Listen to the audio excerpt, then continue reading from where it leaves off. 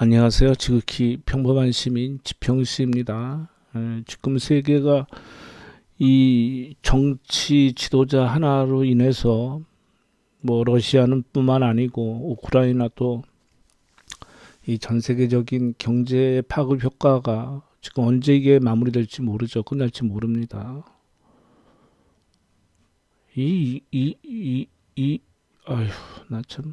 그래서 뭐 사람들이 이렇게 합성을 했네요. 히틀러를 합성해서 푸틀러라고 그러네요.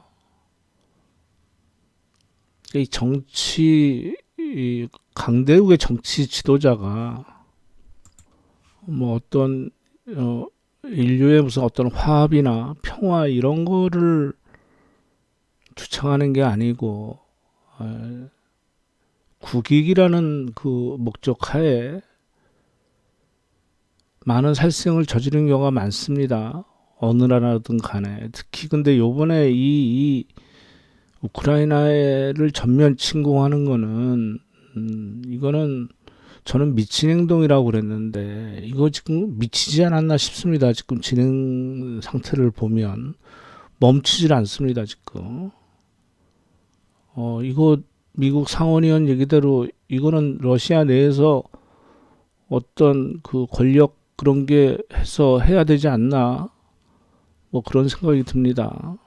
특히 이 독재 국가의 지도자라 하면 독재 국가니까 브레이크가 안 걸린단 말이죠. 참 이건 뭐라고 표현하기도 좀 그러네.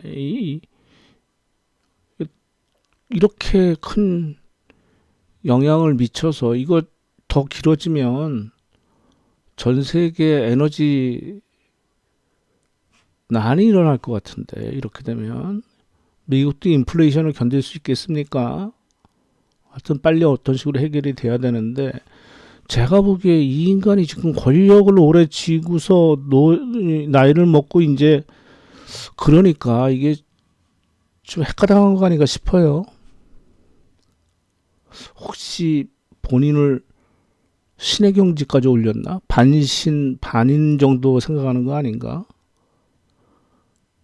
그러니까 자기가 추구하고 하고자 할 때 우크라이나 정도는 그냥 그럴 줄 알고 뭐 이렇게 한 것 같은데 인류사의 역사에 이름을 남기려고 그러나 어떤 식이든 간에 그 당시 때는 다 고통받았겠습니다만 지나고 나서 우리가 어렸을 때 뭐 요새는 어떤지 모르겠습니다만 그 위인전이라고 읽는 그 아니 세계적으로요. 우리나라야 뭐 전쟁을 방어하는 입장이었으니까 그렇지만 그 세계적인 위인전에는 거의 다 뭐 징기스칸, 알렉산더 뭐 그러고 또 뭐 저쪽 진영에서야 뭐 스탈린 이렇게 나오겠죠. 공통점이 무엇입니까? 무엇입니까? 사람을 많이 죽였죠. 그 반열에 오르고 싶은 거 아닌가 이 인간이 하는 거로 봐서 처음에는 뭐 전쟁 이런 거는 그냥 국지전 정도로 생각을 했는데 지금 멈추지 않는 거로 봐서 출구 전략을 쓰는 것 같지도 않고 뭐 끝까지 해보겠다는 그런 생각을 갖고 있는데 심히 진짜 그 위험합니다. 그래서 지도자를 잘 그어야 되는데 이건 러시아가 거기는 뭐 자기들이 자초한 거죠. 이런 사람이 계속 권좌에 지금 자기들 식의 그 정치 체제를 유지한다는 거는 그러니까 지금 여기 호응하는 나라는 뭐 중국밖에 없는 거죠. 중국은 자기들 대만도 걸려 있고 체제도 비슷하고 또 우리 대선하고도 맞물려 있는데 지도자 잘 뽑아야 됩니다. 그 마지막 우리나라 그 대선 토론회 보고서 그 다음날 새벽에 무슨 뭐 갑자기 단독 뭐 이래서 뭐 만나고 있다. 윤석열과 안철수가 만나고 있다. 뭐 이런 게 해서 참 희한했습니다만 지금 이 사람은 이제 정치 생명이 제가 보기엔 끝났습니다. 아, 이 정몽준 그거를 그 회상하는 기억하는 그 기사가 나오던데 저도 딱 그 이거 보면서 그 생각이 딱 나더라고요. 아 이거는 제2의 정몽준 사태인데 그 방법만 다르죠. 이쪽은 합치고 그때 거기는 철회란 거고. 그러니까 국민의 마음을 이제 이런 겁니다. 윤석열하고 뭐 단일화를 해서 그런 게 아니고 그 과정이 마지막 그 대선 토론회에 나와서 확실히 없다 그러고서 바로 몇 시간 만에 이런다는 거는 국민을 우롱하는 겁니다. 그 전에 자기들이 이러저러해서 그 단일화 마지막으로 제안했으니까 그 이후에 일이 이렇게 진행돼서 단일화를 했다. 그러면 그거는 그거는 뭐 그럴 수 있죠. 그리고 그 지지하던 사람들도 어느 정도 또 일정 부분 또 수용하는 사람은 수용하는 건데 이거는 일반적으로 국민들이 수용할 수가 없죠. TV에 나와서 그렇게 한 다음에 그러면 생방송 10시에 끝나서 거기서 백브리핑하고 뭐 마무리하고 그 다음에 어디 갔다는 얘기예요. 그러니까 이 토론회가 하고 있을 때도 그 실무자 누구누구는 만나서 그 집에서 그 만나서 자기들끼리 거의 문안을 하고 다듬는 중이었겠죠. 그러면 그 전에 그 일을 진행해서 자기들 유빌리 때문에 마지막까지 끌고 왔겠지만 그 전에 일을 마무리해서 마지막 대선 방송은 안 하는 게 맞죠. 지지 여부를 떠나서 마지막까지 다 와서 뭐 저쩌고 그 공중파에다가 그 세금 들여서 그 모든 방송 틀면 다 나오는 그 생중계 그것까지 참여한 다음에 몇 시간 있다가 그거 한다고? 그리고 그 다음날 선거인데 이제 대선이 끝나고 예를 들어서 윤석열이가 졌다 그러면 그 책임은 이제 또 뒤집어 씌웁니다. 안철수한테. 너랑 합병해서 아니 이렇게 해가지고 단일화해서 마지막에 뭉개다가 개기다가 네가 늦게 해서 우리가 역풍 맞았다. 너는 역적이다. 뭐 이런 식으로 몰아붙일 것이고 만약에 윤석열이가 만약에 됐다 그러면 그 다음부터는 또 이준석이랑 또 엄청 싸우면 뒤에서도 윤핵관이 또 갖고 놀겠죠. 둘 다 보내버릴 수가 있습니다. 순차적으로 제가 보기에는 이용당하고 끝나는 거죠. 또 안철수 자라는 또 내가 보면 합당도 안 돼요. 합당도 안 되는데 또 결렬해봤자 이제 따르는 사람이 없어요. 누가 따르겠습니까? 어느 국민이 그거 따르겠어요. 나 그거 보면서 참 그 뭐 국민의당이라고 그랬나? 이제 없어지는 셈이 될 텐데 거기에 있는 자기하고 거기에 있는 고위 당직자 몇 명만 살아남는 거지 나머지 당직자들은 졸제 또 실업자 되는 거 아닙니까? 예? 이번에 사전 투표율이 높으니까 뭐 이게 투표율이 높을 거라고 생각을 하는데 저는 뭐 근거는 없습니다만 저는 80% 택도 없다고 생각해요. 그러니까 이때 아니겠어? 우리 과거 한번 볼까요? 이 선거.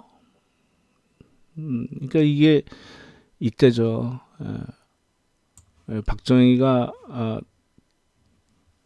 이제 5.16 이후에 그 윤보선 씨하고 이렇게 두 번을 해서 두 번 다 이겼죠.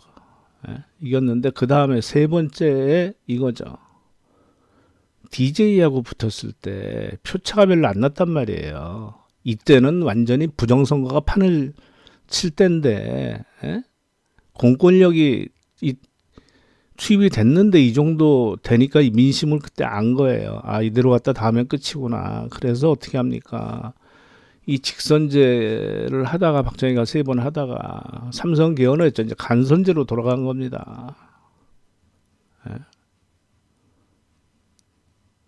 영구할 수 있는 그 기반을 마련했다가 이제 여러 가지 사단이 나서 이제 전두환이 됐다가 그 다음에 이제 노태우는 그래도 이건 국민선거를 한 거죠. 직선제를 했기 때문에. 이때 저기 득표율이 적지 않습니까? 여기 DJ가 들어와서 그러잖아요. 사실 이때 DJ와 YS가 둘 중에 한 사람만 그거 했으면 무조건 이겨요. 예? 근데 그거 안 그랬던 거 아닙니까?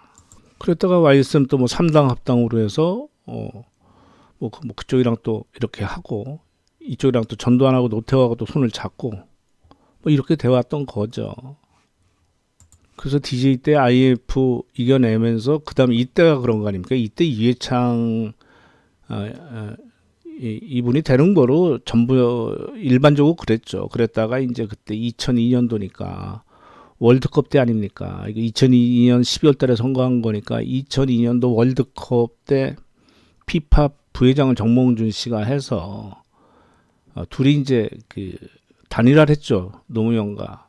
그랬다가 투표 하루 전날 정몽준이가 지지 철회를 했죠. 노무현에 대한. 그래서 이쪽은 자기들이 이겼다고 생각을 했어요. 그때. 근데 역풍이 불었죠. 그때.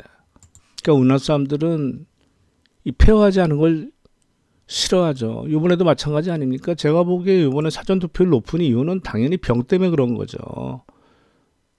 줄 서서 뭐 기다리기 싫고, 그리고 또 요새 하도 퍼지니까 내가 만약 걸리면은 그 시간대도 그러고 불편하니까 제가 보면 이번에 투표가 뭐 37%로 잡죠. 36.9%니까. 그러면 저 혼자 그냥 생각인데 이때가 뭐 75% 박근혜 때, 그리고 문재인 바로 전번에는 77% 나왔다는 얘기죠.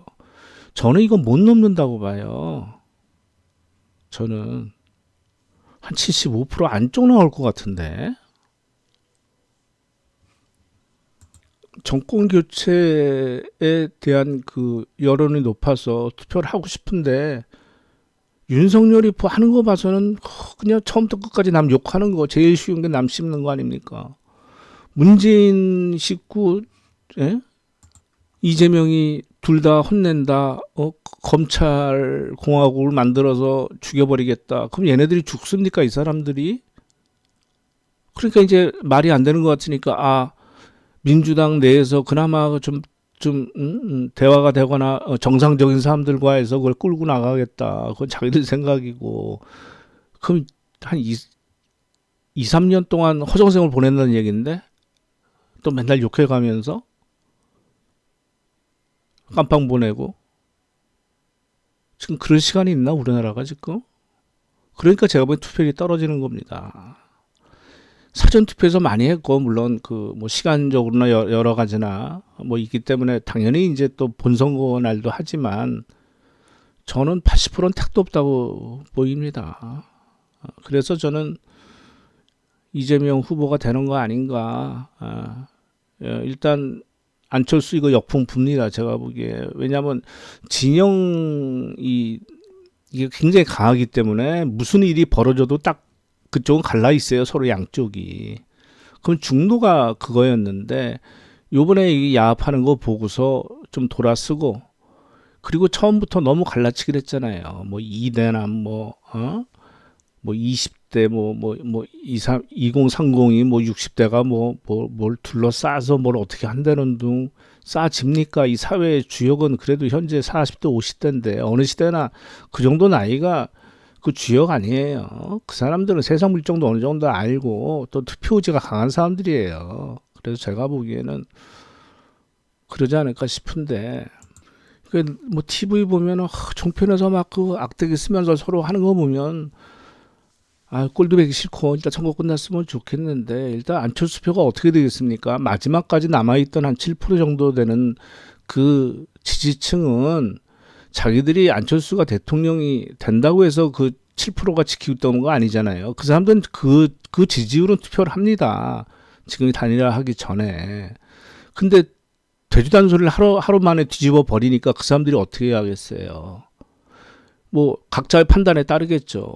어떤 사람들은 정치려면 이제 신물 난다. 난 당분간 투표란 건 안 하겠다 하는 사람이 있을 것이고, 그래도 제3지역의 세력이 필요하다고 생각해서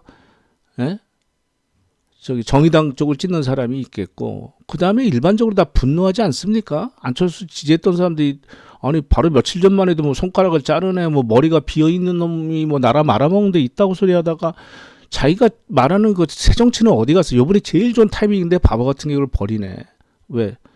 지방선거나 뭐 이런 데 자신이 없으니까. 그래도 끝까지 밀고 나가야 되는데, 우리나라 사람들은 대권을 바라보려고 그러면 빡이 세야 됩니다. 손이 굵어야 돼요. 안철수가 지금 간보듯이 왔다 갔다 이게 한두 번도 아니고 이런 사람은 절대 대권을 질래야 질 수가 없어요. 그러면 포기 안 하면은 그 열받은 사람이 어디 가겠어요? 뭐 안철수 이뻐라 하고 윤석열이 찍겠어요? 안철수 찍을랬던 사람이. 안 그런 사람은 엿먹으라고 그러고 이재명이 찍죠. 그러면 얘네들이 노린 건 그거 아니에요. 그 표 가져오고 플러스 알파, 아직 안 정한 중도층의 자기들을 지지할 것이다. 제가 보기엔 그것도 아닌데, 그 투표 안 할 수 있어요, 그런 사람들이. 예? 둘 다 싫어서. 뭐 결과는 봐야 되겠습니다만, 저는 하여튼 투표율은 뭐 한 75%? 한 그 정도?